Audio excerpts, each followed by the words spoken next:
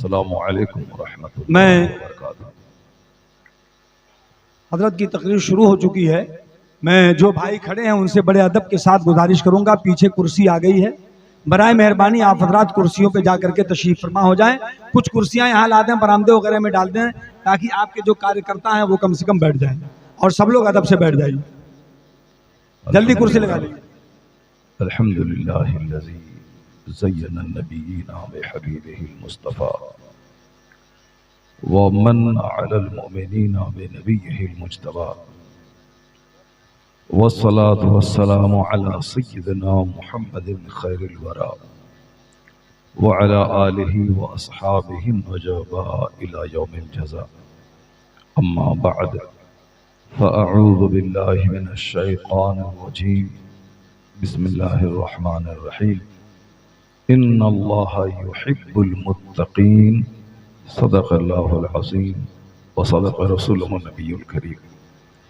ایک بار ادب اور احترام کے ساتھ گفتگو سے قبل سارے لوگ مل جل کر آقائے دو جہاں، فخر رسولہ، سید انس و جاں، جان ایماں، اصل ایماں، روح ایماں، کنز ایماں، جناب محمد رسول اللہ صلی اللہ علیہ وسلم کی بارگاہ بے کس پناہ میں نذران درود پیش کرنے کی سعادت حاصل کریں۔ سارے لوگ مل کر بآواز بلند پڑھیں، اللہم صلی علی سیدنا نبینا مولانا محمد عدد الجود والکرم صلو علیہ وآلہ وسلم وبارک وسلم، صلاۃ و سلام علیک یا رسول اللہ۔ صلی اللہ تعالی علیہ وسلم۔ جس محفل پاک میں آپ شریک ہیں، اس محفل پاک کو نسبت شیخ الاسلام والمسلمین سیدی سرکار اعلیٰ حضرت عظیم البرکت رفیع الدرجت مولانا شاہ امام احمد رضا خان فاضل بریلوی رضی اللہ تعالی عنہ کی روح کو ثواب پہنچانے اور ان کے فیضان سے مالا مال ہونے کے لیے بے شک اس محفل پاک کا انعقاد برسہ برس سے آپ کی اس گلی میں ہو رہا ہے اور اس کی برکتیں بھی محسوس کی جا رہی ہیں۔ بے شک ظاہر سی بات ہے، حدیث پاک میں آیا ہے کہ اللہ کے نیک بندوں کے ذکر سے خدا کی رحمتوں کا نزول ہوتا ہے۔ سبحان اللہ۔ عند ذکر الصالحین تنزل الرحمہ، صالحین کے ذکر کے وقت رحمتیں نازل ہوتی ہیں۔ بے شک اللہ کو پسند ہے کہ ان کے نیک لوگوں کا چرچا کیا جائے، تاکہ لوگ جانیں کہ نیک لوگوں کے نام میں جب اتنی برکتیں ہیں بے شک تو ان کے کام میں کتنی برکتیں ہوں گی۔ سبحان اللہ۔ قرآن پاک میں 114 صورتیں ہیں، اس میں بہت ساری صورتیں ایسی ہیں جن صورتوں کے نام اللہ کے نیک بندوں کے نام پہ رکھے ہیں۔ بے شک قرآن پاک میں سورہ بقرہ سب سے بڑی صورت ہے، اس کا ایک بڑا پیراگراف ہے اس صورت میں جس میں گائے کے تعلق سے بات کی گئی ہے، اسی لیے اس کے نام پہ اس صورت کا نام ہے۔ سورہ آل عمران، یہ صورت آل عمران یعنی نیک لوگوں کی طرف منسوب کرتے ہوئے عمران کی اولاد اس کی طرف منسوب کرتے ہوئے دوسری سب سے بڑی صورت کا نام ہے۔ جہاں قرآن کریم میں عنکبوت ہے، جہاں شمس ہے، جہاں قمر ہے، جہاں دخان ہے، جہاں حدید ہے، کہیں سائنٹیفک چیپٹر آپ لوگوں نے پڑھا ہے تو کہیں لوہا، کہیں سورج، کہیں چاند، کہیں ستارہ، کہیں سٹار، اور کہیں مکڑی، کہیں چونٹی، ان سارے ناموں پہ قرآن پاک کی صورتوں کے نام ہیں۔ لیکن اسی قرآن کریم میں کسی صورت کا نام سورہ یوسف ہے، بے شک کسی کا نام سورہ ابراہیم ہے، کسی صورت کا نام سورہ محمد ہے، کسی کا نام سورہ یاسین ہے، کسی کا نام سورہ مزمل ہے، کسی صورت کا نام سورہ یونس ہے، کسی کا نام سورہ زکریا ہے۔ تو جناب ابراہیم خدا نہیں، خدا کا پسندیدہ محبوب بندہ، بے شک جناب یوسف خدا نہیں، خدا کا محبوب اور پسندیدہ بندہ۔ تو پتہ چلا کہ قرآن کریم کی صورتوں کے نام جب اللہ کے نیک بندوں کے نام پہ ہیں تو اس کا مطلب ہے کہ اللہ کو پسند ہے کہ نیک لوگوں کا چرچا کیا جائے، ان کے ذکر سے لوگوں کو روشنی ملے، ان کی زندگی سے لوگوں کو اپنی زندگی سنوارنے کا سلیقہ ملے، اور پھر یہاں سے یہ بھی پتہ چلا کہ اہل سنت و جماعت کا جو عقیدہ اور جو کام اس کا ہے، کسی مدرسے کا نام مدرسہ رضویہ، کسی کا نام مدرسہ غوثیہ، کسی کا نام مدرسہ معینیہ، کسی کا نام مدرسہ صوفیہ، کسی مسجد کا نام رضا جامع مسجد، مسجد غوث اعظم۔ تو کچھ لوگ اعتراض کرتے ہیں کہ صاحب ان لوگوں کے نام سے مسجدوں کا نام کیوں رکھتے ہیں؟ تو اس کا بھی شاندار جواب قرآن کریم کی ان صورتوں کے نام سے مل جاتا ہے کہ جبکہ قرآن کریم میں 6666 آیتیں ہیں، کئی ہزار عوامل، کئی ہزار نواہی کا ذکر ہے۔ قرآن کریم میں 114 صورتیں ہیں، تو پھر ان صورتوں میں جبکہ دنیا میں کروڑوں چیزیں ہیں، کوئی بھی نام ہو سکتا تھا، لیکن ان متبرک ہستیوں کے نام پہ قرآن پاک کی صورت ہے۔ یہ اس بات کی دلیل ہے کہ نیک بندوں کی طرف اداروں کو، مسجدوں کو، مدرسوں کو، اپنے مکانات کو منسوب کرنا یہ سنت الہیہ ہے۔ بے شک یعنی اللہ رب العزت نے اپنے محبوب بندوں کے نام کو سراہتے ہوئے، ان کی عزت بتاتے ہوئے قرآن کریم میں ان کا چرچا جگہ بہ جگہ کیا۔ تو اللہ کو پسند ہے نیک لوگوں کا چرچا، تو انہی نیک لوگوں کی فہرست میں ایک نام سرکار اعلیٰ حضرت کا ہے۔ سبحان اللہ۔ اب اعلیٰ حضرت کا چرچا ہمیشہ تو ہوتا ہی رہتا ہے، جمعہ کے دن خطاب میں ہوتا ہے، اور روزانہ ہر مدارس میں کلاس کا جب آغاز ہوتا ہے تو اعلیٰ حضرت کے لکھے ہوئے سلام سے ہوتا ہے، اور 12ویں شریف کا جلوس ہو تو بھی اعلیٰ حضرت کا کلام پڑھا جاتا ہے۔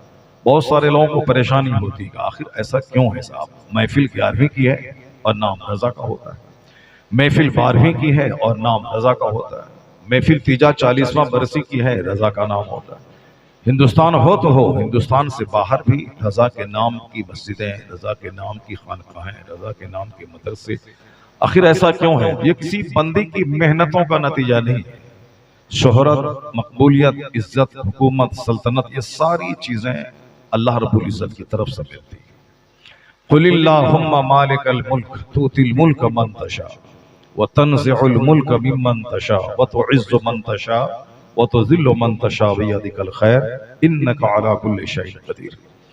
قرآن شریف کی اس آیت کی خوبی یہ ہے کہ جو ہر نماز کے بعد 5 بار اس کی تلاوت کرے، چاہے پہاڑ برابر قرض اس کے اوپر کیوں نہ ہو، اللہ تعالیٰ اس آیت کی تلاوت کی برکت سے دور کر دیتا ہے۔ سبحان اللہ۔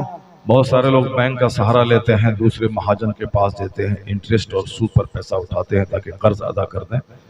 تو سب سے پہلے ارحم الراحمین کے در کریم پہ دستک دینا چاہیے۔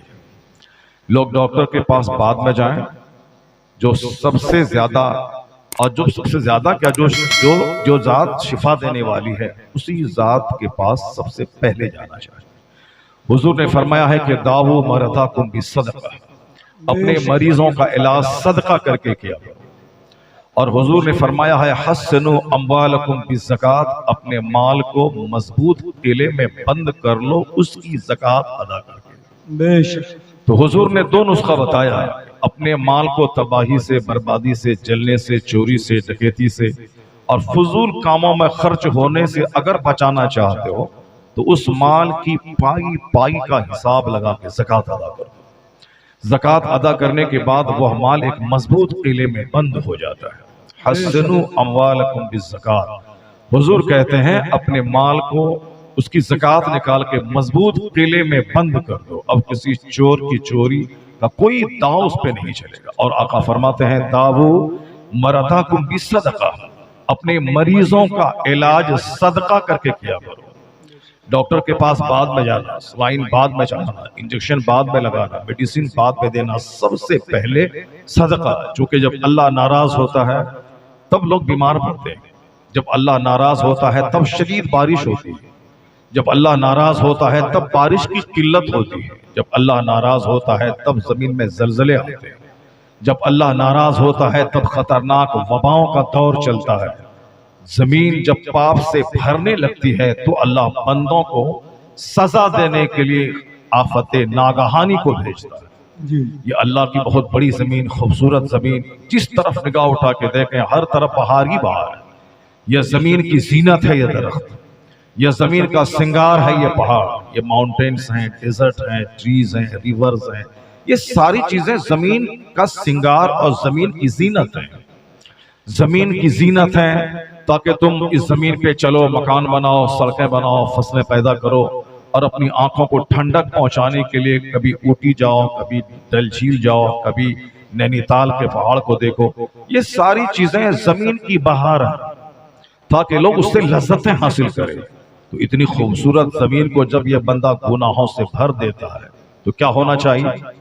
اوٹی پہاڑ ہے تاکہ خدا کی قدرت کے جلوے کو دیکھا جائے۔ یہ زمین جو پانی کے اوپر میں ہے، کیسے اس زمین کو اللہ نے اسٹیبل کرنے کے لیے پہاڑ کو نکالا اور زمین کے نیچے کے مواد کو باہر اسے مضبوط کر کے ایک کھوٹے کی شکل دے دیا۔ جب بندہ پہاڑ پہ جائے تو اللہ کی قدرت اس کو سمجھ میں آئے۔ یہی پہاڑ ہے جس کی وجہ سے زمین ہلنے سے رک رہی ہے۔ اللہ نے ڈیزرٹ ریگستان بنا، جب اس ریگستان کو دیکھے کہ آدمی کا پاؤں اس میں دھس جا رہا ہے، لیکن یہ اونٹ ہے جو اس میں جہاز کی طرح دوڑتا رہتا ہے۔ اس کو دیکھنے کے بعد بندہ اللہ کی معرفت کا نور اپنے سینے میں حاصل کرے۔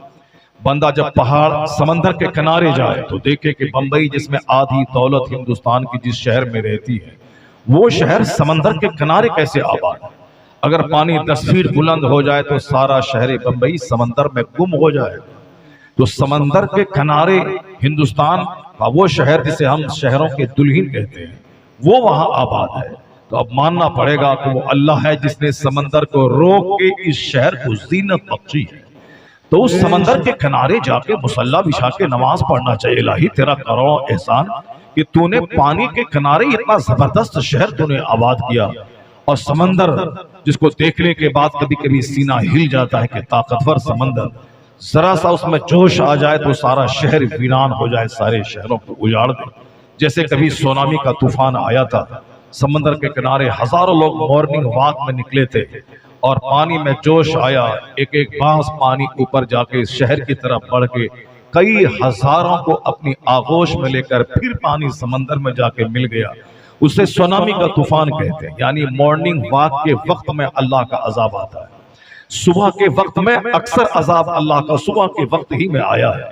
جناب لوط علیہ السلام کی قوم جب پاجی قوم ہو گئی تو اللہ نے اس کو سزا دینے کے لیے فرشتوں کو بھیجا، تو صبح کے وقت میں فرشتے 4 لاکھ کی آبادی والے شہر سدوم کو اپنے پر پہ اٹھا کے آسمان کی طرف لے گئے، پھر وہاں سے پلٹ دیا، 4 لاکھ کی پوری آبادی پس کے رہ گئی۔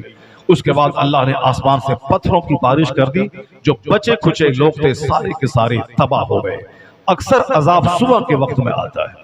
اس سے پہلے جناب یونس علیہ السلام کی قوم پہ جو آسمان سے آگ برسنے کا عذاب آنے والا تھا، وہ بھی ٹائم صبح کا تھا۔ صبح کے وقت میں لوگ رات بھر کی گہری نیند لے کر وہ ریفریشڈ تر و تازہ ہوتے ہیں۔ اس وقت لوگ بھول جاتے ہیں کہ بالکل بھینی بھینی ہواؤں کے چلنے کا ٹائم ہے، لیکن اسی راحت کے وقت میں اللہ اپنے بندوں کو سزا دینے کے لیے عذاب کو نازل کرتا ہے۔ جس وقت لوگ بے فکر ہوتے ہیں کہ اب رات ختم ہو گئی، اب دن نکلنے والا ہے، اب کوئی ٹینشن نہیں ہے، کوئی عذاب نہیں آئے گا، اسی وقت اللہ عذاب کو نازل فرماتا ہے۔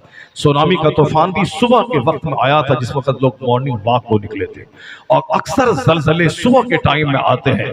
جیسے ترکی کا زلزلہ، وہ زلزلہ بھی صبح کے وقت میں آیا تھا، اور ابھی بھی کئی ممالک میں زلزلہ آیا، اکثر زلزلے صبح کے وقت میں آتے ہیں۔ اسی کو قرآن کریم میں کہا گیا کہ الیس الصبح بقریب، یعنی جناب لوط علیہ السلام کے سامنے جب فرشتے انسان کی شکل میں آئے اور اس کی قوم نے ان کو گھیر لیا کہ ہم ان کے ساتھ جو سلوک کرنا چاہتے ہیں اس کو ہمارے حوالے کریں، جناب لوط علیہ السلام ڈر گئے کہ ہمارے مہمان ہیں، مہمان سے بدتمیزی لوگ کریں گے۔ تو فرشتوں نے کہا کہ آپ ڈریے مت، میں ان پر عذاب کرنے کے لیے آیا ہوں۔ کہا عذاب کب آئے گا؟ جناب لوط علیہ السلام نے کہا کہ عذاب کب آئے گا؟ تو فرشتوں نے کہا کہ صبح کے وقت میں اللہ کا عذاب آئے گا۔ تو جناب لوط علیہ السلام کہنے لگے الیس الصبح بقریب، یعنی کیا صبح کا وقت قریب نہیں ہے؟ یعنی صبح جلدی سے آ جائے تاکہ اس خسیس اور رذیل قوم پہ جلدی اللہ کا عذاب آئے۔ عورتیں اللہ کی نعمت ہیں، اللہ کا دیا ہوا ایک تحفہ ہے، تاکہ مرد اللہ کے نام پہ اس سے نکاح کرے اور اپنی خواہشات کی تکمیل جائز طریقے سے اس کے ساتھ کرے، اور یہ دونوں ملیں تو پھر اولاد کا سلسلہ قیامت تک جاری رہے گا۔ جب تک میرے ماں باپ شادی آپس میں نہیں کرتے تو میں کہاں سے پیدا ہوتا؟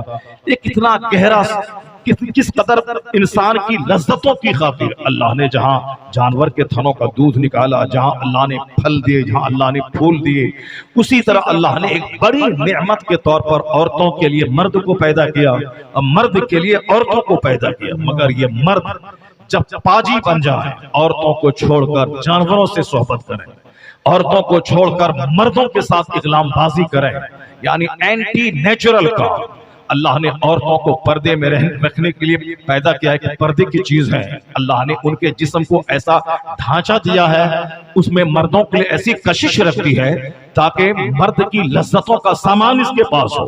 اس لیے اللہ نے بچوں کی خوراک کے طور پر عورتوں کو ایک دو ابھرا ہوا ایک ڈھانچہ دیا ہے تاکہ اس کے راستے سے عورتوں کے خون کو دودھ بنا کر ان کی اولاد تک پہنچایا جائے، اور وہی چیز جو اولاد کی خوراک کا ذریعہ ہے اور وہی ان کے شوہروں کی ایک تسکین کا سبب بھی ہے، تو اب وہ ایک پردے کی چیز ہے۔ لوگوں کے سامنے آستین کھول کر بچوں کو دودھ نہیں پلایا جاتا، ایئرپورٹ پر بھی ایک محفوظ جگہ ہوتی ہے اس کے لیے۔ آج کل ٹرین اسٹیشن پر، ریلوے اسٹیشن پر بھی ایک محفوظ جگہ اس کی بنائی گئی ہے تاکہ مائیں استن پان اپنے بچوں کا اس سیف روم میں کیا کر، پردے کی چیز ہے، وہ سب چھپانے کی چیز ہے۔ سر کے بال یہ چھپانے کی چیز ہے، صاحب یہ ابھری ہوئی دو چیزیں یہ چھپانے کی چیز ہے۔ عورتوں کا سارا بدن اٹریکٹیو ہے چونکہ اللہ نے مردوں کے لیے اس میں کشش رکھتی ہے، اور وہ کشش رکھتی ہے۔ اگر عورتوں کے چہرے پہ داڑھی کے بال نکل جائیں تو عورتیں معیوب ہو جاتی ہیں۔ عورتوں کو کوئی شوہر اپنے قریب نہیں آنے دے گا اگر ان کے چہرے پہ بال نکل آئے، یہ عیب ہے۔ مگر مردوں کے چہرے پہ اللہ نے بال دیے ہیں، داڑھی کے بال، تاکہ اس بال سے ان کی طاقت کا رشتہ قائم ہے، اور عورتوں کے چہرے پہ بال نہ اگائیں تاکہ اس کا حسن قائم رہے۔ تو عورتوں کے حسن کو پختہ کرنے کے لیے ان کے چہرے پہ بال نہیں رب نے اگائے۔ مردوں کو طاقتور بنانے کے لیے اللہ نے ان کے چہرے پہ داڑھی کے بال اگائے تاکہ ان کے سر کے بال، داڑھی کے بال یا دونوں مل کر اس کو طاقتور بنائے۔ اور جس قوم کے مرد طاقتور ہوتے ہیں وہ اس قوم میں زناکاری کم ہوتی ہے۔ جس قوم کے مرد طاقتور ہوتے ہیں اس قوم میں بچوں کی قحط سالی نہیں ہوتی ہے۔ بہت سارے لوگ ہیں جہاں اولاد ہی نہیں، جہاں کی عورتیں پانج ہیں، جہاں کے مرد نامرد ہیں۔ جب مرد نامرد رہے تو ظاہر سی بات ہے اولاد پیدا نہیں ہوگی۔ یہ انسانوں کی بھیڑ جو ابھی 10 سے لے کے 1200 کروڑ کی آبادی پوری دنیا میں ہے، امریکہ کا واشنگٹن ڈی سی، فرانس کا پیرس، اور صاحب برٹین کا لندن، ہندوستان کی دہلی، پاکستان کی کا اسلام آباد، لاہور، کراچی، ہندوستان کے مہانگر بمبئی، بنگلور، چنئی، کلکتہ، یہ ساری شہروں کی زینت انسانوں کی کثرت اور آبادی سے ہے۔ انسان شادی بیاہ میں نہ آئے تو وہ شادی سناٹے میں تبدیل ہو جاتی ہے۔ انسانوں کی تعداد جنازے میں نہیں آئے تو لوگ مایوس ہو جاتے ہیں۔ انسان سے دکھ بھی پہنچتا ہے، جب زبان کھلتی ہے تو تکلیف پہنچاتے ہیں، لیکن ان کے بغیر چین بھی نہیں ملتا ہے۔ ہم نے عرس رضوی کی تقریب منعقد کی، اگر پبلک نہیں آتی تو چہرہ لٹک جاتا ہے، آدمی مایوس ہو جاتا ہے، اداس ہو جاتا ہے، اتنا میں نے خرچ کیا پبلک نہیں آئی۔ شادی بیاہ کے موقع پر میں نے 1000 کارڈ بانٹے، لوگ آتے ہیں 200 تو گھر والا مایوس ہو جاتا ہے۔ یہ انسان کے ذریعے تکلیف بھی پہنچتی ہے اور راحت بھی ان کے ذریعے ہی ملتی ہے۔ یہ اگر جنازے میں نہیں جائیں تو سناٹا، شادی میں نہ آئیں تو ویران۔ یہ ہماری تقریب میں گھر میں انوگریشن کی سیریمنی ہے، اس میں لوگ نہیں آئے، افتتاحی تقریب میں تو بھی مایوسیت رہتی ہے۔ انسان سے راحت بھی ملتی ہے اور انسان سے تکلیف بھی پہنچتی ہے، مگر تکلیف کے مقابلے میں راحت اس انسان سے زیادہ ہوتی ہے۔ یہ انسان کیسے پیدا ہوتا؟ جب مرد طاقتور نہ رہے تو اس دنیا اجڑ جائے، اولاد ہی پیدا نہ ہو تو مرد کے طاقتور رہنے کے لیے ان کی داڑھی ضروری ہے، اور عورتوں کے حسین رہنے کے لیے ان کے چہرے کا بے بال ہونا ضروری ہے۔ لیکن جب یہ دونوں الٹا پلٹا ہو جائے پھر دنیا میں آگ لگے گی، دنیا میں تباہی آئے گی، دنیا میں زناکاری پھیلے گی۔ یعنی اگر مرد نامرد ہو جائے تو زنا کا گھر گھر پھیلنا طے ہے، اور عورتیں اگر بے پردہ ہو جائے تو اس وقت بھی زناکاری کا پھیلنا طے ہے۔ تو قدرت کا نیم ہے کہ عورتیں پردے کی چیز ہیں، وہ پردے میں رہیں، اور مرد طاقت کی چیز ہیں، یہ اپنے چہروں کو، سروں کو پال سے سجائیں اور دنیا کی ساری تکلیفوں دور کرنے کے لیے اسٹرگل کریں، جد و جہد کریں، پسینہ یہ بہائیں، کھیت میں ہل یہ چلائیں، جہاز یہ اڑائیں، ٹرین ट्रेन ये चलाए, तो 4 कुंटल मकई और धान के बोरे को ये उठाए, रात रात भर फैक्ट्री में आग के सामने सामान की मैन्युफैक्चरिंग ये करे। इंसान को अल्लाह ने ताकतवर बनाया है, ताकतवर सीना दिया है, लीवर और जिगर दिया है, ताकतवर चमड़े दिए हैं, लेकिन जब दुनिया में इसके खिलाफ काम होने लगे कि मर्द औरत बनने लगे रंगीन कपड़ा पहनकर, मर्द औरत बनने लगे लंबे लंबे बाल रखे उसमें रबड़ लगाकर, मर्द औरत बनने लगे अपने घरों में चूड़ी पहनकर, और औरतें मर्द बनना चाहें अपने सर के बाल कटाकर, मर्द बनना चाहें औरतें जींस और टी शर्ट पहनकर, औरतें मर्द बनना चाहें अपने सर के बाल कटाकर, अपनी छुपाने की चीजों को दूसरों के सामने नंगा करके, तो फिर दुनिया में जलजला का आना तय है, दुनिया में सुनामी का आना तय है। अल्लाह ने खूबसूरत दुनिया बनाई है, मर्दों से भी जीनत दी है, औरतों से भी जीनत दी है, सबकी अलग अलग ड्यूटीज और रिस्पॉन्सिबिलिटीज को बना दिया है, लेकिन जब जब काम उल्टा होता है तो अल्लाह का कहर जोश में आ जाता है। जब जब दुनिया में औरतें बेपर्दा फिरेंगी कभी भी डेवलपमेंट नहीं हो सकता है।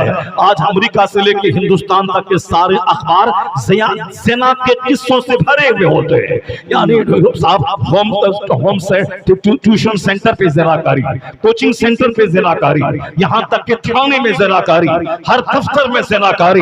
कोई ऐसा दफ्तर नहीं है जहाँ ज़ना के किस्से और कहानियां न अखबार में छपती हो।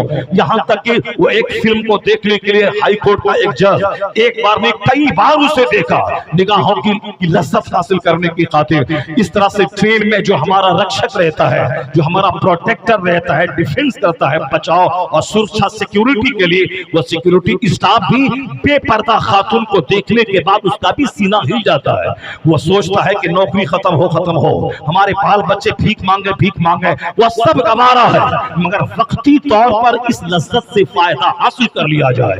आए दिन अखबार में खबरें आती हैं कि एक पुलिस कांस्टेबल मुरादाबाद का बरेली में रहने वाली एक हिंदू खातून के साथ, जिसके शौहर ने मेहनत मजदूरी करके उन्हें एक आला किस्म का अफसर बनाने के लिए रास्ता हमवार किया, मगर एक पुलिस कांस्टेबल के सामने औरत घुटने टेक देती है और वह अपनी नौकरी, अपने बच्चे, अपनी इज्जत, अपनी सारी चीजों को मिट्टी में मिलाकर एक खातून को दिल दे बैठता है, खुद तबाह होता है, उस खानदान उस खातून की इज्जत को तबाह करता है। जो हमारा जो सिक्योरिटी स्टाफ है वो भी बाल बच्चों के मुस्तकबिल से बेनियाज होकर ख्वाहिशात के सामने ढेर हो जाता है। इसलिए अगर कोई कहता है कि अपने आप को सेल्फ कंट्रोल में रखना चाहिए, औरतें चाहे जिस तरह रहे, वह नेचुरल सिस्टम के खिलाफ बोलता है।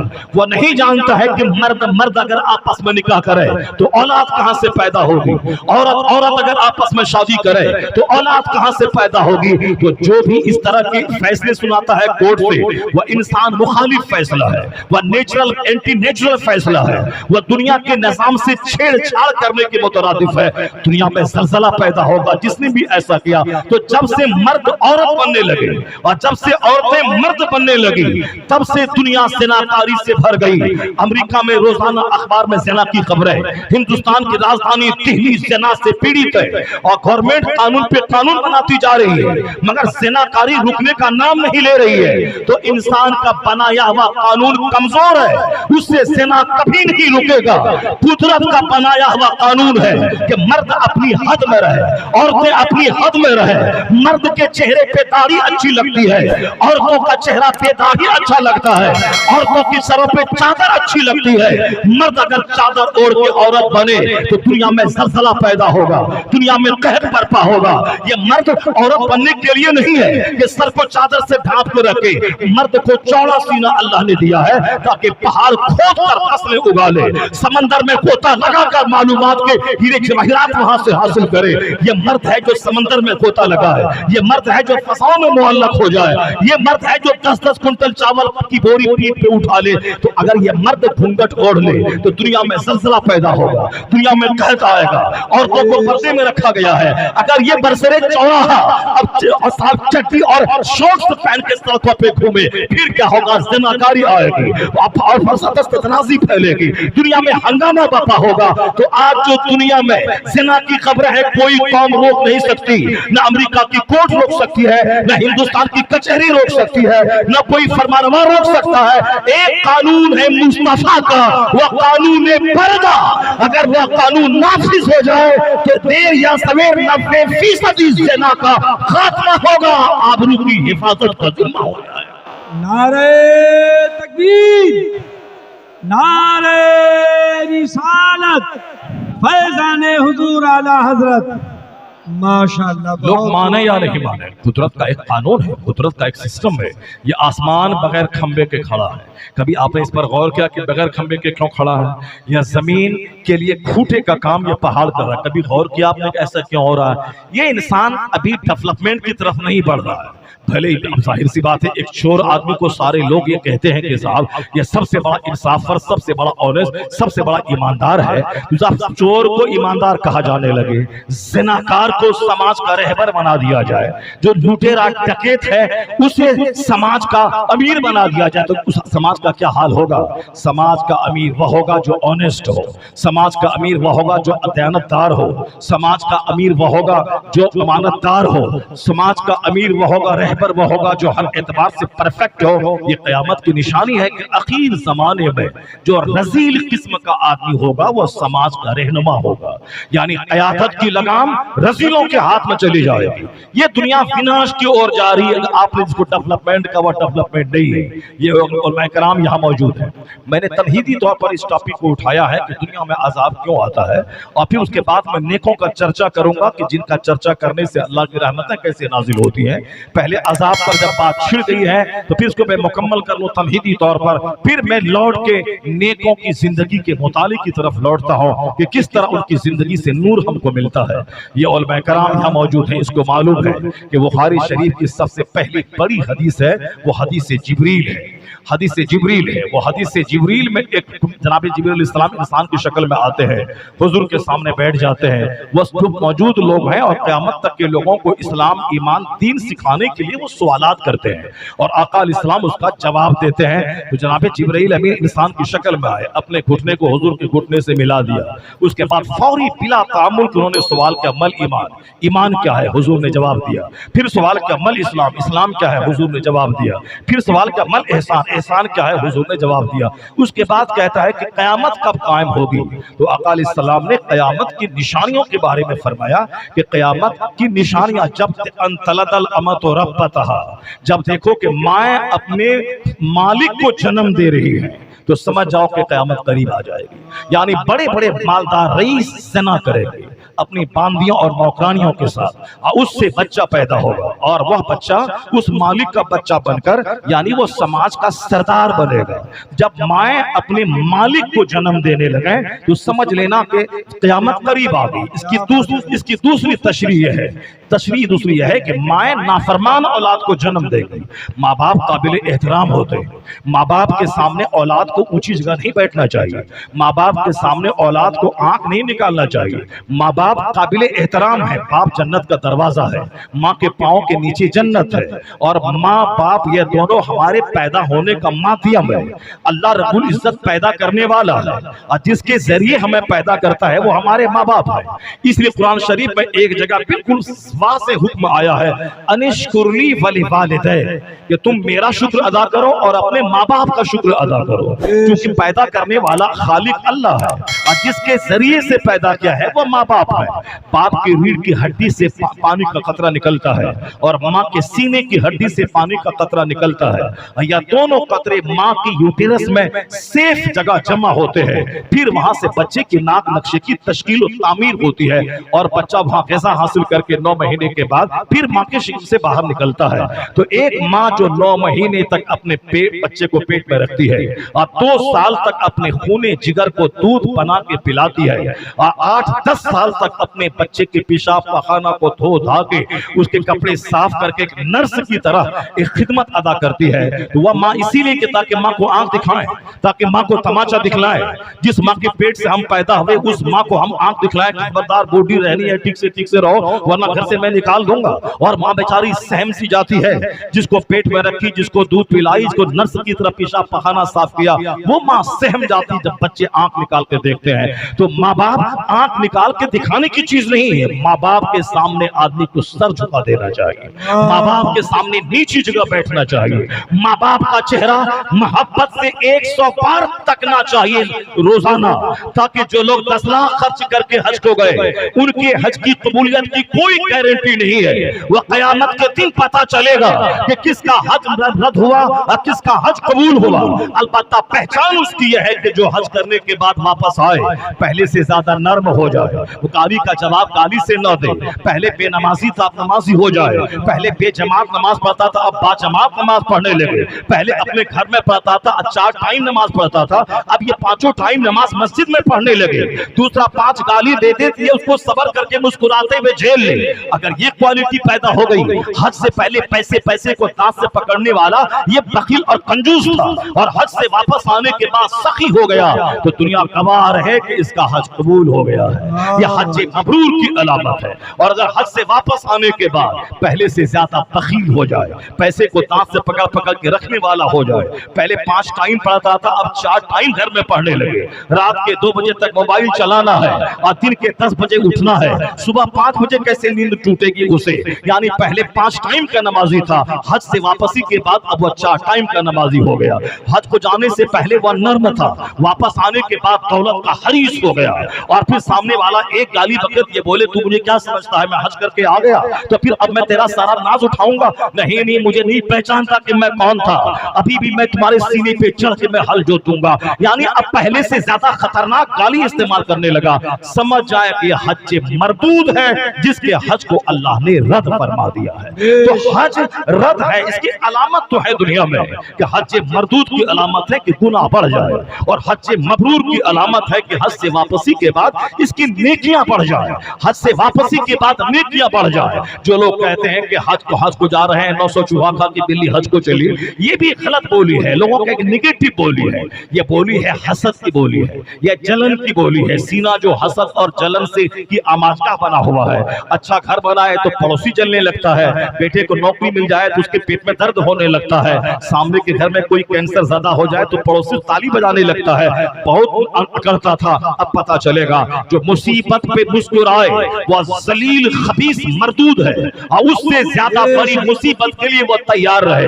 और जो किसी की नेमत से चिढ़े वह भी खबीस मरदूद रजील है, वो भी तैयार रहे कि उसके हासिल कदम कदम पे पैदा होंगे।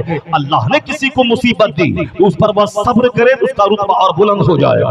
अल्लाह ने किसी को नेमत दी तो अल्लाह ने नेमत दिया है, तो अल्लाह के फैसले पे कोई चिढ़ने वाला कौन होता है। अल्लाह किसी को खरबों दे रहा है, किसी को अरबों दे रहा है, तो तू चिढ़ता क्यों है? उससे तेरा सीना तंग होगा, तेरा चेहरा काला होगा। तो कोई हज को जा रहा है, तुम नहीं जा रहा है, तुमको ये दुआ करवानी चाहिए उस हाजी से कि आप दुआ करें कि अल्लाह मुझे भी मदीने का मुसाफिर बना दे, अल्लाह मुझे भी हरमैन का मुसाफिर बना दे। नहीं, ये बंद कमरे में बोलता है, चौक चौराहे पे चाय पान की दुकान पे बोलने लगता है कि ये 900 चूहा खा के बिल्ली हज को चली, 900 चूहा खा के। बल्कि वो गलत है, वो नहीं जानता इस्लाम क्या है।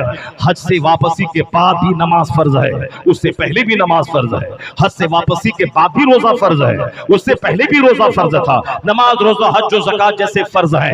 नमाज पढ़ने डेली मस्जिद जाता हूँ, डेली वहां से आता हूँ, कोई 10 गाड़ी आगे नहीं जाती है, 10 गाड़ी पीछे नहीं जाती है, गले में माला नहीं पहनाया जाता, फर्ज है, अदा करना है।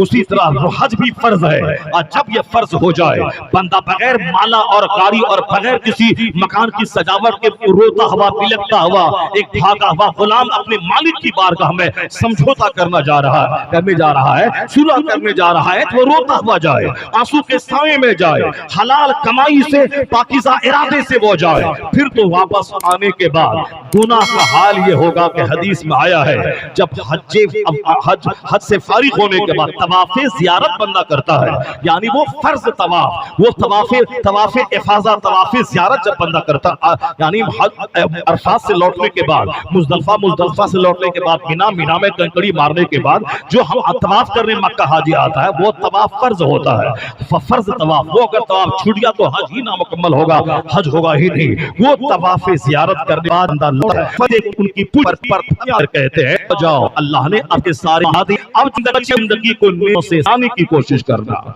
यानी अब तक के गुनाह माफ हो गए। और हुजूर ने कहा मन हज वलम यरफुस वलम यफसुक राजा का यौमिन वलदतहु उम्मु, यानी जिसने हज किया और दौरान हज कोई रिफ्स व फिस्क नहीं किया, कोई गुनाह नहीं किया, ऐसे लौटता है जैसे आज ही वो माँ के पेट से पैदा हुआ हो। तो तुम ये कहता है कि 900 चूहा खा के बिल्ली हज को चली, तो 900 चूहा खाए या 9 करोड़ اگر پاک مال اور پاک ارادے سے بندہ حج کو گیا ہے تو اس حدیث کی روشنی میں ایسے لوٹتا ہے جیسے آج ماں کے پیٹ سے پیدا ہوا ہو، یعنی سارے گناہ اس کے مٹ جاتے ہیں۔ البتہ جو نمازیں قضا ہوئی ان نمازوں کو تو اسے پڑھنا ہی پڑے گا۔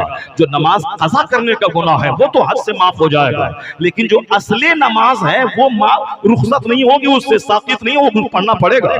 15 سال کی عمر سے نماز فرض ہو جاتی ہے، اور آدمی نماز شروع کیا ہے 25 سال کی عمر میں، یا 10 سال کی نماز اس کے ذمہ قضا ہے، 5 بار حج کر کے لوٹے پھر بھی یہ 10 سال کی نماز اس کو ادا کرنا ہی پڑے گا۔ ایک وقت کی نماز چھوڑنا حرام اور گناہ کبیرہ ہے۔ تو یہ جو قضا نماز ہوئی، حج کرنے سے حج اگر مقبول ہو گیا، یہ قضا کرنے کا گناہ معاف ہو جائے گا، لیکن جو اصلی نماز ہے وہ اس سے ساقط ہے، اس کو پڑھنا پڑے گا۔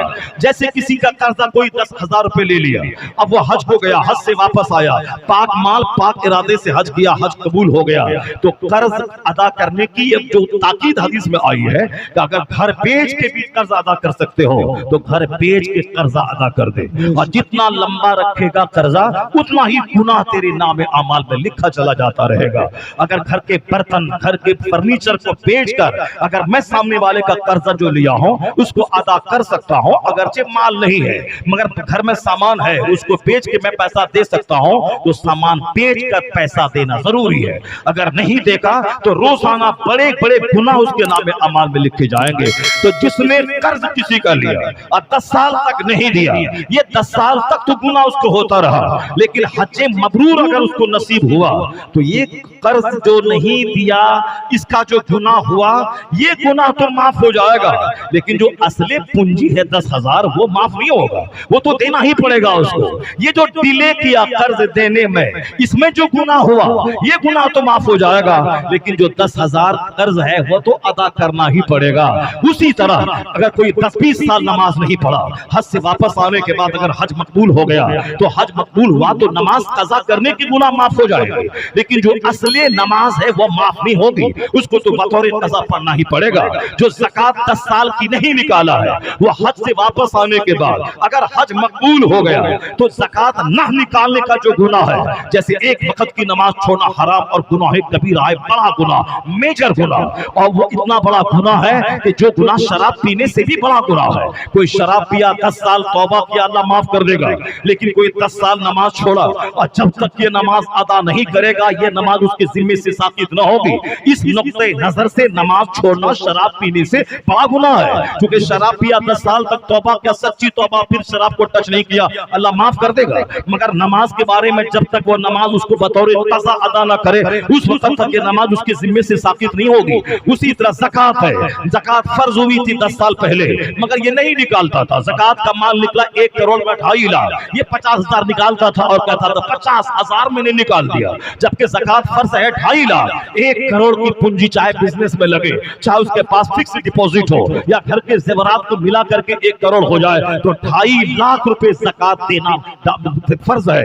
اگر 50,000 دیا یا 1.5 لاکھ دے دیا یا 2 لاکھ دیا، 1 پیسہ بھی زکوٰۃ کا مال اگر اوریجنل مال میں ملا رہا تو حدیث پاک میں آیا ہے کہ سارے مال کو وہ تباہ و برباد کر کے رکھ دے گا۔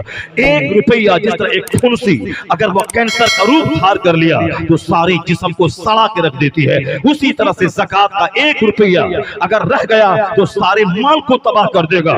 اس لیے زکوٰۃ اگر 2 لاکھ نکل رہے ہیں تو بندے کو احتیاطاً 2.5 لاکھ نکال دینا چاہیے، اگر پیسے کی فراوانی ہے تو احتیاطاً 3 لاکھ نکال دینا چاہیے تاکہ ہو جائے کم نہ ہو، ورنہ 1 روپیہ بھی کم رہا تو پھر سارے مال کو تباہ و برباد کر دے گا۔ تو 10 سال سے زکوٰۃ فرض تھی، نہیں نکالتا تھا، یا نکالتا بھی تھا تو تھوڑا نکالتا تھا۔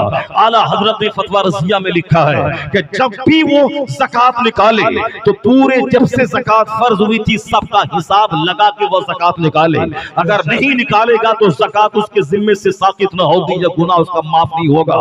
اگرچہ وہ حساب لگائے 25 سال کی زکوٰۃ کا تو پورا مکان بک جاتا ہے تو اعلیٰ حضرت نے اس کی ترکیب بتائی ہے، جب زکوٰۃ میں پورے مکان بک جائے تو پھر ان کے قریب رشتہ داروں میں جو فقیر ہے، جس پر صدقہ فطر واجب نہیں ہے، وہ فقیر ہے، اس کے سامنے مسئلہ بیان کرے اور پھر وہ اپنے قریب رشتہ دار کو پورا مکان بطور زکوٰۃ اس کو دے دے۔ اس مکان کی قیمت ہے 50 کروڑ اور ہم 25 سال سے زکوٰۃ نہیں نکال رہے ہیں، اس کے طور پر میرے پاس کوئی مال نہیں ہے، یہی مکان ہی ہے۔ تو اعلیٰ حضرت نے ترکیب بتائی، چونکہ جہنم کی آگ بہت سخت ہے، قیامت کا عذاب بڑا ہارڈ ہے، اس کے مقابلے میں دنیا کی ساری بیماری، ساری رسوائی کوئی معنی نہیں رکھتی، لیکن چونکہ آج لوگ دنیا کو بہت بڑی چیز سمجھ رہے ہیں اور آخرت کے عذاب کو ہلکا سمجھ رہے ہیں، اسی لوگوں کو سمجھ میں یہ بات نہیں آئے گی جو اعلیٰ حضرت نے تحریر کی ہے۔ کون اتنا کرے گا، کون اتنے سال کی نماز قضا پڑے، چلو اللہ مالک ہے، اللہ معاف کر دے گا، ایسا نہیں ہوتا ہے۔ اللہ رب العزت معاف کرنے والا، وہ تو کھربوں گناہ کو معاف کر دے گا، لیکن جب گرفت کرنے پہ آتا ہے تو جس طرح سے ایک ہلکی سی چنگاری سارے شہر کو جلا کے راکھ کر دیتی ہے، اسی طرح چھوٹا سا گناہ ساری نیکیوں کو جلا کے راکھ کر دے گا، اور چھوٹا سا گناہ جہنم کا حقدار آپ کو بنا دے گا۔ دوسروں کی چھتوں سے آپ گھاس کی ایک تیلی لے کے کھلال کریں، اگر اسی گناہ کو اللہ پکڑ لے تو اسی گناہ کی وجہ سے جہنم جانا آپ کا طے ہے۔ تو کسی چھوٹے گناہ کو چھوٹا نہ سمجھا جائے اور کسی بڑے گناہ کو دیکھ کر اللہ کی رحمت سے مایوس نہ ہوا جائے، بلکہ خوف اور رجا دونوں کے درمیان میں بندہ زندگی کے دن گزارے۔ تو پتہ اعلیٰ حضرت نے کہا کہ تم گناہ کو ہلکا مت سمجھ، بلکہ اس دنیا میں سارے دروازے کھلے ہوئے ہیں، اس گناہوں کی تلافی اور معافی کے دروازے ہیں۔ اگر تو زکوٰۃ نہیں نکالتا تھا 25 سال سے، اب تجھے نکالنا پڑے گا، اور جب نکالے گا حساب لگا تو سارا مکان زکوٰۃ کی رقم میں چلا جا رہا ہے۔ تو اعلیٰ حضرت نے اس کی ایک ترکیب بتائی ہے، جیسے نماز کی ترکیب ہے، 10-20 سال کی قضا نماز ہے تو ہر نماز سے پہلے ایک قضا نماز پڑھ لے، جو فجر کی 2 رکعت پڑھ لے، اتحیات کے بعد درود ابراہیمی مکمل پڑھنے کی ضرورت نہیں ہے، وقت کم ہے، نمازیں زیادہ ادا کرنی ہے، اللہم صلی علی محمد وعلی آل محمد پڑھ لے، سلام پھیر دے، دعائے قنوت میں صرف اللہم اغفر لی پڑھ دے، اس کے بعد پھر رکوع میں چلا جائے، یعنی شارٹ میں 3 بار سبحان ربی الاعلیٰ نہیں پڑھنا، 1 بار ہی پڑھ لے، الحمد کے بعد قل اللہ احد اور انا اعطیناک الکوثر، اس مختصر سورت کو پڑھ، یعنی 2 رکعت نماز 2 منٹ سے بھی کم میں ہو جائے گی اور بہت بڑے عذاب سے تو بچ جائے گا۔ دعائے قنوت لمبی دعا ہے، صرف اللہم اغفر لی اللہم اغفر لی اللہم اغفر لی پڑھ کے رکوع میں چلا جا، تاکہ کم وقت میں زیادہ نمازیں ادا ہو سکے۔ اسی طرح اعلیٰ حضرت نے زکوٰۃ جو اس کے ذمہ قضا ہے، اس کی ادا کی صورت پر اعلیٰ حضرت فرمایا اگر 25 سال کی زکوٰۃ کا حساب کرے تو مکان چلا جائے گا۔ تو اعلیٰ حضرت نے کہا اپنے وشواس کے اپنے رشتہ داروں میں کوئی فقیر ہے، اس فقیر کا مطلب یہ ہوا کہ اس کے پاس اپنا گھر مکان ہے مگر وہ صاحب مکان کے علاوہ اتنی پراپرٹی نہیں ہے اس کے پاس کہ وہ صاحب نصاب ہو کہ وہ صدقہ فطر نکالے، صاحب نصاب ہو اس پر قربانی واجب، وہ فقیر ہے تو فقیر کو اپنا پورا مال ہبہ کر دے، اس کو ہبہ نہیں، اس کو زکوٰۃ میں دے دے، میں سارا مال تجھے بطور زکوٰۃ دے دی، سارا مکان بطور زکوٰۃ تجھ کو دے دیا۔ اب اس مکان کی قیمت اگر 25 لاکھ یا 25 کروڑ روپے ہے، سمجھ لیں کہ پورے 50 سال کی زکوٰۃ جب کہ آپ کے ذمہ قضا ہے وہ ساری زکوٰۃ آپ کی ادا ہو گئی، سبحان اللہ۔ اب جب زکوٰۃ ادا ہو گئی 25 30 40 سال کی، تو اب وہ غریب آدمی یہ کہے کہ میں نے یہ مکان اپنی رضا اور خوشی کے ساتھ میں نے تجھ کو میں نے بطور گفٹ دے دیا، تو کیا ہوگا کہ 25 لاکھ یا 25 کروڑ کا مکان بطور تحفہ دینے کا ثواب اس کو ملے گا، اس کی زکوٰۃ بھی ادا ہو گئی، اس کو اتنے کروڑ کا مکان اپنے رشتہ دار کو دینے کا اجر بھی اس کو مل گیا۔ تو اعلیٰ حضرت نے کہا کہ جہنم کے عذاب سے بچنے کے لیے یہ ترکیب ضروری ہے، یہ کرنی پڑے گی، زکوٰۃ ادا کرنا ہوگا، تمہیں نماز روزہ پڑھنی پڑے گی، جتنے سال کے روزے قضا ہے اس کو ادا کرنا پڑے گا، جتنے سال کی قربانی تم پر قضا ہے وہ سب قربانی کے برابر مال خیرات کرنا ہوگا۔ اعلیٰ حضرت نے بتایا ہے اور تم نے تمہارے ذمہ 25 سال کی نماز قضا ہے اور قضا ادا کرنے کے تم نے ٹھان لیا اور ہر نماز کے بعد پڑھنا شروع کیا، اتنے میں 4 دن کے بعد موت آ گئی، تو بزرگوں نے لکھا ہے، مختار کرام کا قلم ہے، چونکہ تو نے ارادہ کر لیا تھا کہ جو 25 سال کی نماز قضا ہے میں اس کو ادا کروں گا اور تو ادا کرنا شروع کیا تھا، اسی حسن نیت پہ اللہ کے فضل سے امید ہے کہ تمہارے سارے گناہوں کو اللہ مٹا دے گا۔ بندہ ایک قدم آگے بڑھے، اللہ کی رحمتیں 10 قدم اس کا استقبال کرتی ہیں. تو اللہ کی طرف چل کے آ, اللہ کی رحمتیں دوڑ کے تیرا استقبال کرے گی. اللہ اپنے بندوں سے اس وقت بہت خوش ہوتا ہے جب کوئی گنہگار سچی توبہ کر کے اپنے رب کی طرف رجوع کرتا ہے. گندی سوچ نہیں, دوسروں کو اللہ نعمت دے تو کبھی بھی آدمی کو جلنا اور چڑھنا نہیں چاہیے, اور جب دوسروں کو مصیبت دے تو کبھی بھی اس کا مذاق نہیں اڑانا چاہیے, اس لیے کہ اس وقت تک اللہ اس کو موت نہیں دے گا جب تک کہ وہ مصیبت اس کے اوپر اللہ ڈال نہ دے.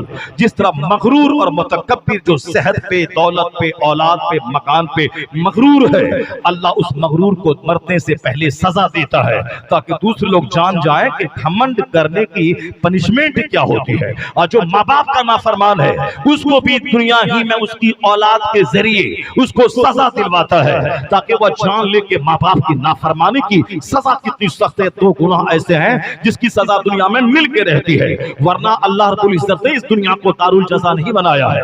یہاں شراب پیے, زنا کرے, ہو سکتا ہے کہ دنیا میں اس کو کوئی تکلیف نہ پہنچے, کیونکہ دنیا کا 100 سال 1 سیکنڈ ہے اللہ کے نزدیک, اور اصل میں آخرت جہاں کا ایک دن 50,000 سال کے برابر ہے.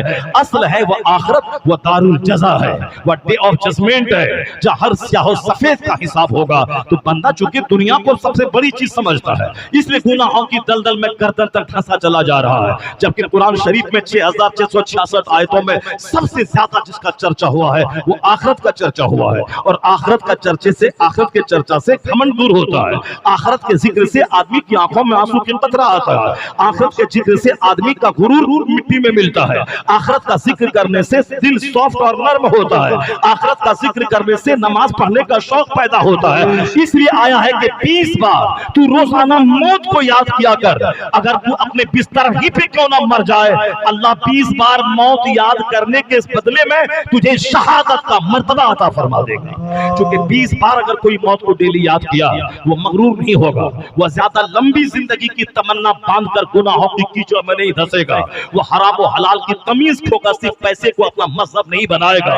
چاہے کچھ بھی ہو, جہنم ملے, ابھی یہاں مکان چاہیے, ابھی یہاں دکان چاہیے, ابھی یہاں گاڑی چاہیے, ابھی یہاں بنگلہ اور زمین چاہیے. اسی منحوس سوچ نے اس دنیا کے عام لوگوں کو عموماً اور مسلمانوں کو خصوصاً تباہ و برباد کیا. کافر تو فنار جہنم خالدین ابدا ہے ہی, ہمیشہ کے لیے یہاں بھی رسوائی کی چادر اور وہاں بھی رسوائی کی آگ اس کے لیے ہے ہی.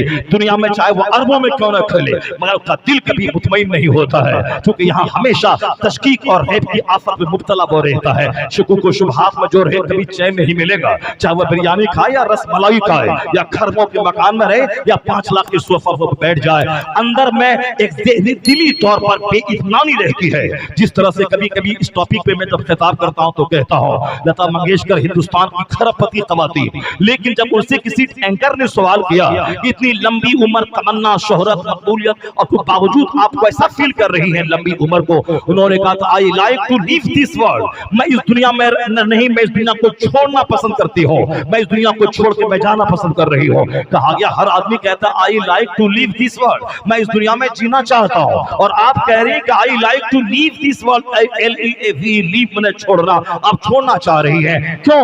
اتنی شہرت, اتنی مقبولیت, ہندوستان کی سب سے ٹاپ موسٹ کے لیڈی, بمبئی میں زبردست کروڑوں کا گھر, کبھی صبح پیرس میں, کبھی لندن میں, کبھی جرمنی میں, کبھی آسٹریلیا میں, دنیا بھر کا بھرمن کرنے والی, کروڑوں کے زیورات خریدنے والی, کروڑوں زبان پہ جس کا چرچا جاری ہو, انہوں نے کہا تھا کہ زندگی میں سکون نہیں ملا, جو میں چاہتی تھی وہ مجھ کو نہیں ملا.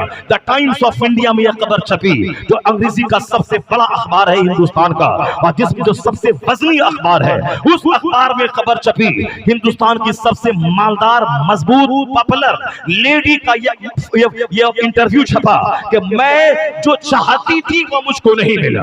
ہم لوگ چاہتے ہیں کہ بمبئی میں گھر بنا لیں, اور کا بمبئی میں کھربوں کا گھر موجود ہے. ہم لوگ چاہتے ہیں کہ 7 لاکھ کی سوئفٹ خرید لیں, اس کے پاس کروڑوں کی کار موجود ہے. ہم لوگ چاہتے ہیں کہ امریکہ کو واشنگٹن ڈی سی ایک بار دیکھ لیں, مگر جو کئی بار دیکھ چکی اور دنیا بھر کے 50 سے زائد ممالک کا بھرمن کر چکی.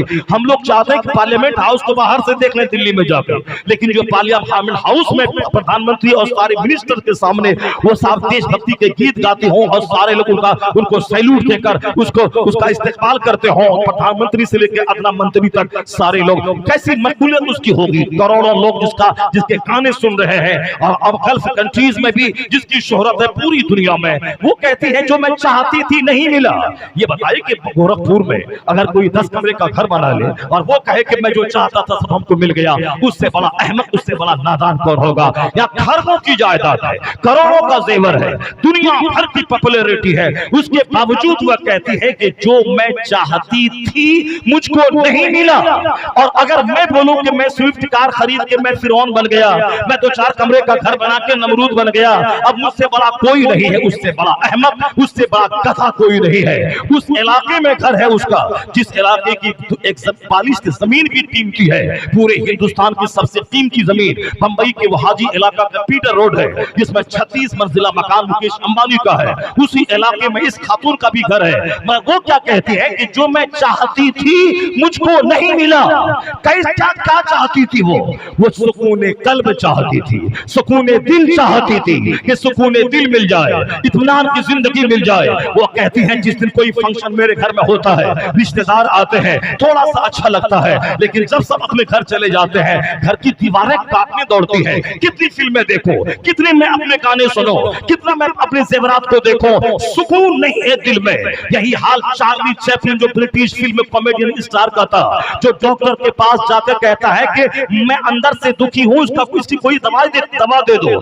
जिस चार्ली का शो करोड़ों आदमी देखकर अपना गम हल्का करता था, और खुद वो डॉक्टर भी उसका शो देखता था, लेकिन जब वो देखा कि चार्ली चैपलिन आके कह रहा है कि मैं अंदर से दुखी हूं, कोई दुख की दवा दे दो, डॉक्टर मशवरा देता है कि चार्ली चैपलिन का शो देखा करो। वो सबसे कहता है जिसका शो देखने का मशवरा तुम दे रहा है वो चार्ली चैपलिन मैं ही हूं। डॉक्टर खड़ा हो गया, अपनी फटी आंखों से चेहरा उसका देखने लगा। करोड़ों लोग जिसकी कॉमेडी को सुनकर दिल बहलाते हैं, ये अंदर से इतना दुखी है। ये कहता है I like to walk in the rain, nobody can see my tears. मैं बारिश में नहाना टहलना चाहता हूं ताकि मैं रो, मेरी आंख के आंसू को कोई देख न सके। बारिश में मैं टहलना चाहता हूं ताकि जी भर के मैं रो और कोई मेरी आंसू को देख नहीं सके। I like to walk in the rain, nobody can see my tears. मैं अपने नौजवानों से कहता हूं, गुटखा खा के और साहब शॉर्ट्स पहनकर, लुचुआपनी करके और साहब फिल्में देखकर, दाढ़ी मोछ मुंडा कर, मौलाना का मजाक उड़ाकर, मस्जिद को वीरान करके, मदरसा उजाड़ करके, खानकाह ना जाके, मौलवी का मजाक उड़ा के और चंद सिक्के के पीछे पागल होने वाला तू क्या हासिल करेगा? जो अरबों में खेलने वाला, खरबों में खेलने वाला वह ब्रिटिश फिल्म में स्टार है, वो तो कहता है कि मैं जी भर के रोना चाहता हूं, मेरी जिंदगी में सुकून नहीं है। तो तू एक झूठ बोल के मकान बनाने से सुकून कहां मिलेगा? नमाज छोड़ के 50 खरब कमा ले, सुकून कहां से मिलेगा? जब चार्ली को सुकून नहीं है, मंगेशकर को सुकून नहीं है, मुकेश को सुकून नहीं है, जो बाइडेन को सुकून नहीं है, तो तू जो नमाजें छोड़ के चंद सिक्के कमा के घर और कार खरीद के अपनी बेटी की शादी में 10 लाख पानी की तरफ बहा के अल्लाह रसूल को नाराज करके चैन चाहता है और सोफा गद्दा खरीद के चैन चाहता है, नहीं मिलेगा चैन। अल्लाह ही बंदों को पैदा करने वाला है, अल्लाह ही सूरज और चांद पैदा करने वाला है, अल्लाह ही सुकून देने वाला है। तो सुकून का फार्मूला अल्लाह ने ये नहीं दिया कि दुनिया जमा कर चैन मिलेगा। न मंगेशकर हो या चार्ली चैपलिन, सुकून नहीं मिलेगा। इसका जवाब तो कुरान देता है, सुकून न सोफा में है, न गद्दा में है, न दुनिया के भरमन में है, न समंदर के सफर में है, न करोड़पति का 2.5 करोड़ रुपए फीस दे करके वो टाइटैनिक जहाज देखने में सुकून नहीं है, न ही आसमानों में उड़ने में है। सुकून है कहां?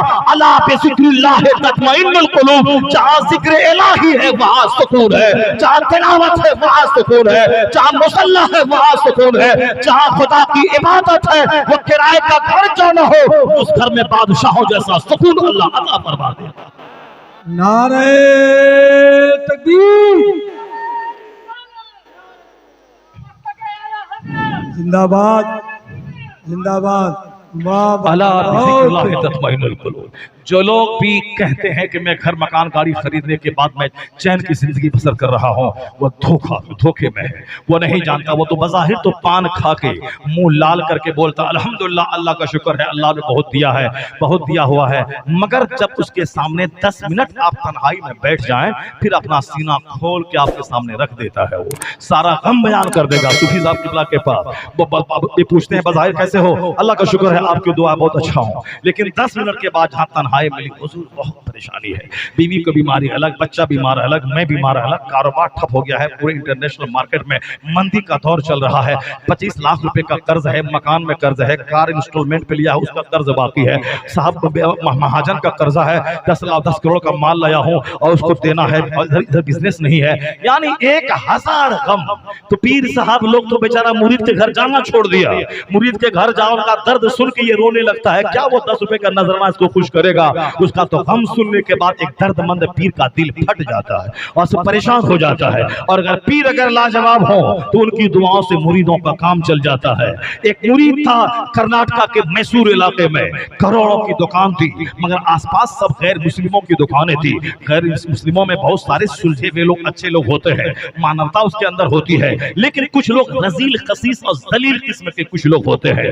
आज़ा के बाद पूजा करने से आदमी सॉफ्ट नर्म हो जाता है, मगर कुछ लोग हैं कि जो पूजा शराब पी की पूजा करना चाहता है, वह नाच गा के पूजा करना चाहता है, या नाचने वाला, गाने वाला, दूसरों का घर तोड़ने वाला, दूसरों के घर में मिट्टी फेंकने वाला, ये क्या पूजा का मजाक। पूजा का मतलब हुआ कि इबादत करना, इबादत का मतलब ये हुआ कि साहब इबादत करने वाला सॉफ्ट रहता है, अगरचे वो माबूताने बातिला की चाहे जो भी परस्तिश करे उसका तो कोई उसको फैज नहीं मिलेगा, कुफ्र है, शिर्क शिक्र है, लेकिन मगर इबादत का ये मजाज होता है नरमी, इबादत का मजाज होता है सॉफ्टनेस। और या गुंडागिर्दी करके इबादत होती है, गुंडागिर्दी करके साहब पूजा अर्चना होती है, ये गुंडागिर्दी करने वाले क्या जाने पूजा अर्चना किसे कहते हैं।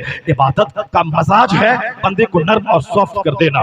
यहाँ पूजा भी वह दूसरे मकसद के लिए कुछ लोग करते हैं, यानी घमंड और गुरूर पैदा करने के लिए वह लोग करते हैं पूजा अर्चना भी। तो यहाँ इबादत का मजा उसको मिलता है जो लोग सॉफ्ट होते हैं, जो लोग नर्म होते हैं, इबादत करता जाता है, नरमी बढ़ती जाती है, इखलास बढ़ता जाता है, पेशानी को सजदे में डाल के एक बंदा यही कहता है, इलाही मैं मजबूर हूं तू मुख्तार है, मैं मजबूर हूं तू कादिर है, इलाही मैं कुछ नहीं हूं तू सब कुछ है, मैं साजिद हूं तू मसजूद है, मैं आबिद हूं तू माबूद है, इलाही मैं कुछ न, I am nothing, you are everything. जब बंदा अपनी पेशानी को सजदे में डाल के ये इकरारे अजज कर लेता है तो अल्लाह उसकी पेशानी को जमीन से उठा के अल्लाह ताला उसे इज्जतों से तवाज़ो से मालामाल कर देता है। तो इबादत से खुशी